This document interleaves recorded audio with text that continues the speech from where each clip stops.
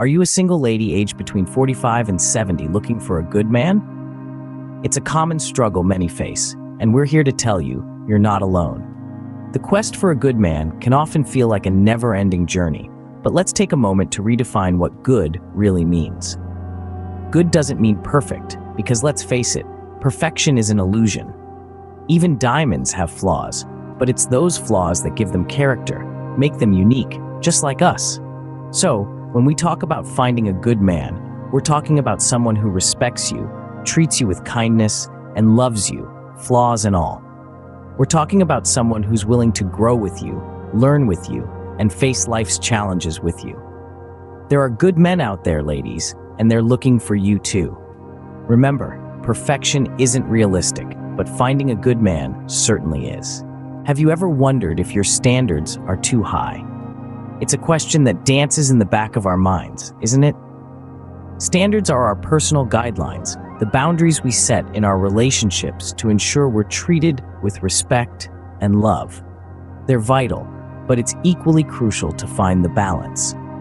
Imagine you're at a cafe and you meet someone who's kind, funny, and interesting, but they don't know the difference between a latte and a cappuccino. Is that a deal breaker? Now, what if they treated the barista rudely? That might be more of a concern, right? It's about understanding the difference between preferences and values. Preferences are those little things we like or dislike. You might prefer someone who enjoys hiking or who knows their way around a kitchen, but if they don't, does that make them a bad person? Of course not. These are flexible, and it's okay if someone doesn't tick every box. On the other hand, values are the fundamental beliefs we hold. Respect, kindness, honesty, these are the non-negotiables. If someone doesn't align with these, it might be a sign that they're not the best match for you. It's easy to set our standards sky high, isn't it? To dream of a person who ticks every box on our list. But people aren't checklists, they're wonderfully complex and beautifully flawed. By setting our standards unrealistically high, we risk overlooking the potential in others. Remember, it's okay to have high standards, but it's important to distinguish between what's crucial and what's a bonus. It's okay to want someone who loves the same music as you do, but it's essential that they treat you with respect and kindness. So, how do we find the balance? It's about introspection, understanding what truly matters to us and what we can be flexible about. It's about realizing that no one is perfect, and that's okay. It's about appreciating people for who they are, not who we want them to be. Understanding and balancing your standards can lead to more fulfilling relationships.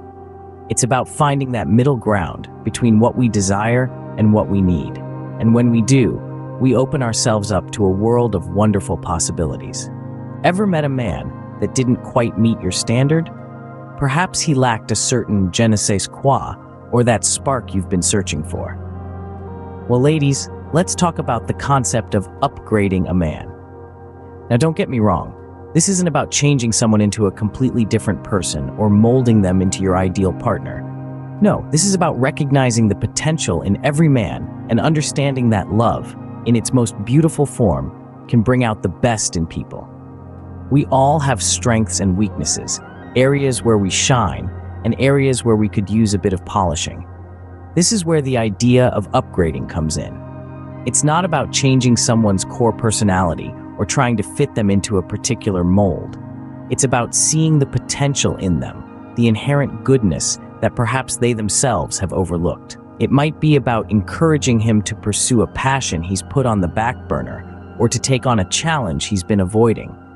It could be about supporting him as he steps out of his comfort zone or helps him to see the world from a different perspective. It's about nurturing growth, fostering development, and cheering him on as he becomes the best version of himself. But here's the important part. This process of upgrading should be mutual. It's not about one person doing all the work while the other reaps the benefits. In a healthy relationship, both partners grow and evolve together. They encourage each other, challenge each other, and help each other to become the best they can be. So, the next time you meet a man who doesn't quite meet your standards, remember this: everyone has potential.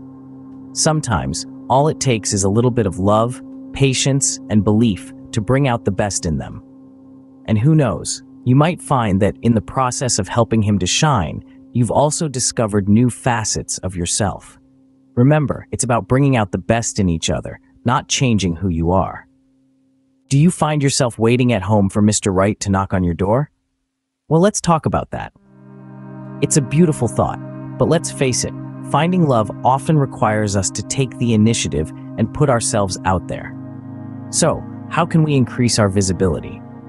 One way is to engage in activities that you love.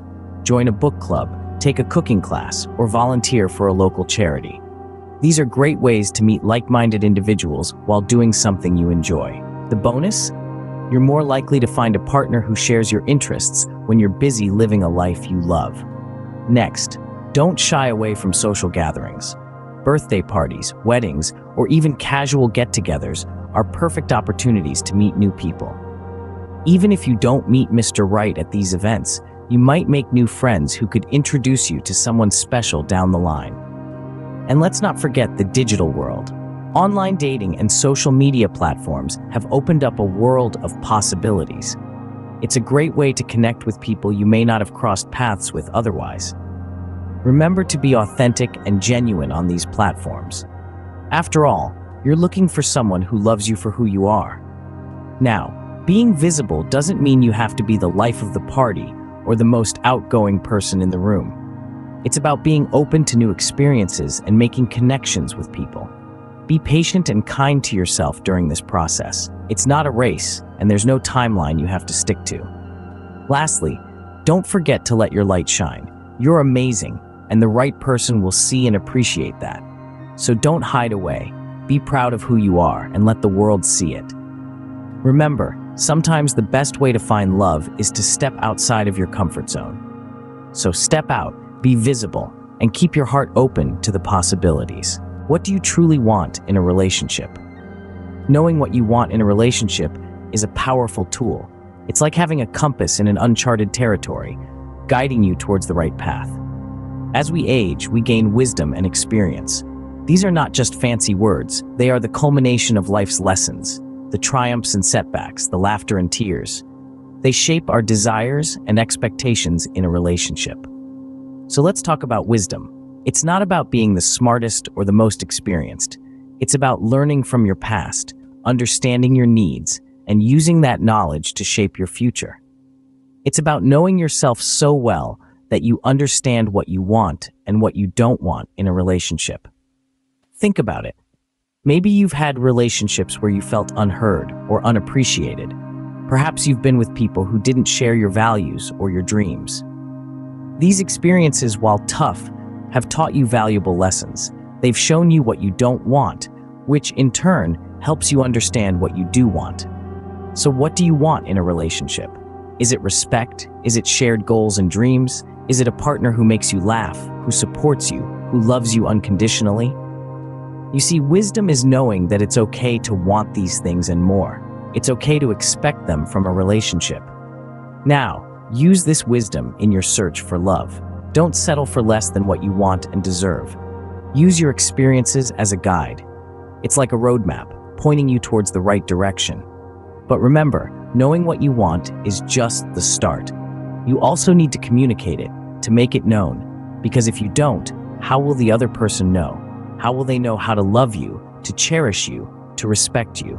Remember, your experiences are your best guide in your search for love. So harness your wisdom, embrace your experiences, and let them lead you to the love you deserve. As we conclude, remember that you're not alone in this journey. Let's take a moment to draw strength from the good book itself. Corinthians 13, verse 4 tells us, "Love is patient, love is kind. It does not envy, it does not boast, it is not proud." This verse is a beautiful reminder to be patient in your search and kind to yourself during the process. In Proverbs 31, verse 10, we read, "A wife of noble character who can find, she is worth far more than rubies." You ladies are those precious gems worth more than any worldly measure.